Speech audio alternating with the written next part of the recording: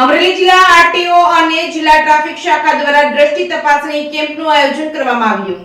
સરકાર દ્વારા વાહન અકસ્માતો ઉપર અંકુશ લાવવા અને ટ્રાફિક નિયમોની સુયોગ્ય અમલવારી માટે વાહન અકસ્માતો ઉપર અંકુશ લાવવા અને ટ્રાફિક નિયમોની સુયોગ્ય અમલવારી માટે તારીખ 15/1/2024 થી 14/2/2024 સુધી માર્ગ સલામતી માસની ઉજવણીનું આયોજન કરવામાં આવ્યું છે। ભાવનગર રેન્જ આઈજી ગૌતમ પરમાર તથા અમરેલી પોલીસ અધિક્ષક હેમકરસિંહ નાઓની સૂચના અને માર્ગદર્શન હેઠળ અમરેલી શહેરમાં લાઠી રોડ ઉપર આવેલા અમર ટ્રેક્ટર સામે અમરેલી જિલ્લા ટ્રાફિક શાખા તથા આરટીઓ કચેરી અમરેલી દ્વારા વાહન ચાલકો માટે મેડિકલ કેમ્પનું આયોજન કરવામાં આવ્યું છે। આ કેમ્પમાં શાંતાબા મેડિકલ કોલેજ અને જનરલ હોસ્પિટલ અમરેલીના એનસીડી સેલની મેડિકલ ટીમ હાજર રહી હતી। વાહન ચાલકોની આંખો, બ્લડ પ્રેશર, ડાયાબિટીસ સહિતની મેડિકલ તપાસ કરી હતી। જરૂરી સારવાર સૂચવેલ હતી અને આ પ્રસંગે વાહન ચાલકોએ બોડી સંખ્યામાં હાજર રહી મેડિકલ ચેકઅપ કેમ્પનો લાભ લીધો હતો। આ કેમ્પમાં હાજર રહેલ વાહન ચાલકોને જિલ્લા ટ્રાફિક શાખા અને અમરેલી તથા આરટીઓ કચેરી તેમજ અમરેલીના અધિકારી કર્મચારીઓ દ્વારા માર્ગ સલામતી તથા ટ્રાફિકના નિયમો અંગે જાણકારી તેમજ સમજ આપવામાં આવી હતી। ટ્રાફિકના નિયમોની જાણકારી આપતી પત્રિકાઓનું વિતરણ કરવામાં આવ્યું હતું। Reporting by Jainik Sojitra, Amreli.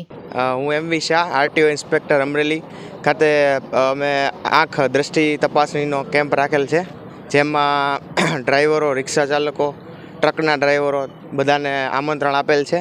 જેમાં આપણે આમ જેમ પાછળ જેમ છે એમ જોઈ શકાય છે, એમાં મેડિકલની ટીમ આવેલ છે, જેમાં ડાયાબિટીસ, બીપી તેમજ જે છે આંખની દ્રષ્ટિ તપાસણી થઈ રહી છે। અને આના દ્વારા આપણે છે એ માર્ગ સલામતી માસ જે ઉજવીએ છીએ 15 જાન્યુઆરીથી 14 ફેબ્રુઆરી, એના અંતર્ગત જે છે આ કાર્ય થઈ રહ્યું છે। અને જે છે જેથી વધુને વધુ માર્ગ સલામતી થાય અને આપણે આવનારા સમયમાં જે ભારત સરકારનો જે લક્ષ્યાંક છે 2030 સુધીમાં જે અડધા એક્સિડન્ટ્સ આપણે કરી દેવાય, તો એ લક્ષ્યાંક જે છે એ આપણે છે એ ત્યાં સુધી સિદ્ધ કરી શકીએ। ધન્યવાદ। આ કાર્યક્રમ જે છે એ આરટીઓ અમરેલી તેમજ જિલ્લા ટ્રાફિક શાખા તેમજ જે છે એ સીડીએચઓ સાહેબ જે છે અમરેલીના, તેના દ્વારા જે છે આયોજન કરવામાં આવેલ છે। આ કાર્યક્રમમાં અંદાજિત અત્યાર સુધીમાં 100 જેટલા ડ્રાઈવરો જે છે એ ઉપસ્થિત રહ્યા છે। હજી પણ જે છે સવારે 9 વાગે આ કાર્યક્રમ શરૂ થયો હતો અને બપોરે લગભગ 1 વાગ્યા સુધી જે છે આ કાર્યક્રમ શરૂ રહેવાનો છે।